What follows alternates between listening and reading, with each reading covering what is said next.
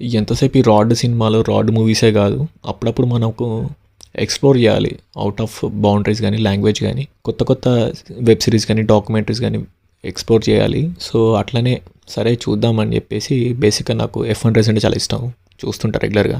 ఎట్రన్ సెనా అని. So, F1 driver present అయితే మన ముందు లేరు తను. సో, తన మీద ఒక డాక్యుమెంటరీ వెబ్ సిరీస్ అయితే వచ్చింది. నెట్‌ఫ్లిక్స్‌లో స్ట్రీమ్ అవుతుంది సేనా అనే పేరు మీద. సో, బేసిక్‌గా అరే మామ మనకి అర్థం కాదు ఎఫ్1 ఏంది, ఇప్పుడు మేము చూస్తే మాకు అర్థమవుతదంటే, సో అర్థమైన వాళ్ళు చూడండి. సో అర్థం కాని వారికి కొంచెం నేను లేకపోతే లైటర్ నోట్గా నేను చెప్తాను. F1 రేస్ అంటే ఫార్ములా 1 రేస్ అనమాట. సో ఫార్ములా 1కి రావాలంటే ముందు F3, F2 నెక్స్ట్ F1 అనమాట. బేసిక్గా ఒక 10 టీమ్స్ ఉంటాయి అన్నమాట. 10 టీమ్స్ ఎట్లా మన ఐపీఎల్ లాగా సిఎస్కే, హైదరాబాద్ ఎట్లా అయితే టీమ్స్ ఉంటాయో F1 రేస్లో కూడా 10 డిఫరెంట్ టీమ్స్ ఉంటాయి అన్నమాట. 10 డిఫరెంట్ టీమ్స్, ఈచ్ 2 డ్రైవర్స్ ఉంటారు. ఒక్కొక్క టీంకి ఇద్దరు డ్రైవర్స్ ఉంటారు.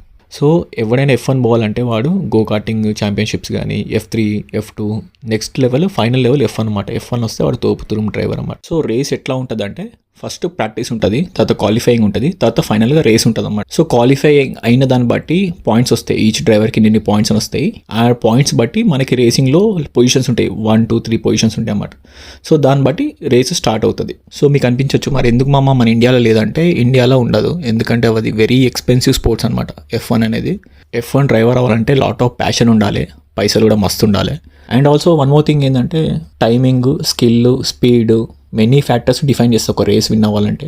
అట్ ద సేమ్ టైం ఒక టీమ్ కూడా ఉంటుంది అన్నమాట. ఇంజన్ నుంచి each and every part design చేసే దాంట్లో ఒక టీమ్ ఇన్వాల్వ్ అవుతుంది అన్నమాట. వాళ్ళ స్ట్రాటజీస్ కానీ, డ్రైవర్ యొక్క స్కిల్ అన్ని మ్యాచ్ అవుతేనే రేస్ విన్ అవుతారు. Hope you all understand F1 అంటే బేసిక్స్ అనమాట. నేను ఇంకా డీటెయిల్ ఇంకా చెప్పట్లేదు. సో మళ్ళీ మామ డీటెయిల్ వీడియో కావాలి F1 మీద అంటే నాకు పింగ్ చేయండి, కింద కమెంట్ చేయండి. సో వెబ్ సిరీస్ రివ్యూకి వస్తే నాకైతే చాలా నచ్చింది.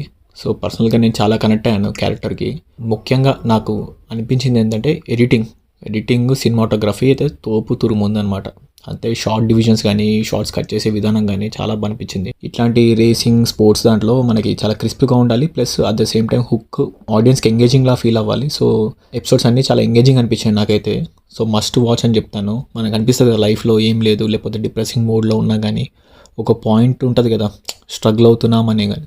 సో అలాంటి వాళ్ళు ఉంటే చూడండి, పక్కా మోటివేట్ అవుతారు. So at that same time సెనా ఎలా పైకి వచ్చాడు, ఒక F3 నుంచి F1 దాకా తన జర్నీ ఏంటి, ఎన్ని ఛాంపియన్షిప్స్ గెలిచాడు. అట్ ద సేమ్ టైం మనోడు పాలిటిక్స్, F1లో ఇంటర్నల్ పాలిటిక్స్ని ఫేస్ చేసుకొని తన పైకి ఎలా వచ్చాడు, టీమ్స్లో ఉన్న పాలిటిక్స్ కానీ. సో సెనా వచ్చేసి బ్రెజిలియన్ అన్నమాట. సో బ్రెజిలియన్కి ఎవరు ఇంపార్టెన్స్ ఇవ్వరన్నమాట. సో వాళ్ళ టీం వాళ్ళే బ్యాక్ స్టాప్ చేయడం కానీ, ఇంటర్నల్ పాలిటిక్స్ కానీ.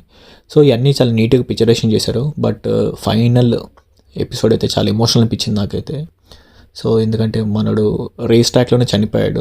సో అది ఎమోషనల్గా కూడా చాలా నీట్గా తీసుకెళ్లారు. ఎంటైర్ సిరీస్ అయితే మస్ట్ వాచ్.